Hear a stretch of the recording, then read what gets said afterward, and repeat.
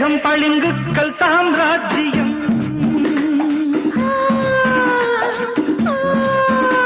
பல்சுவை சிந்தும் எழிலோவியம்.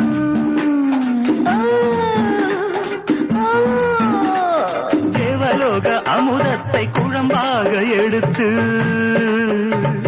தங்க நீர வர்ணத்தில் குழைக்கின்ற போது பிரம்மனுக்கு ஞானம் வந்து உன்னை படிக்க, அட பிரமிப்புடன் நானும் வந்து உன்னை ரசிக்க.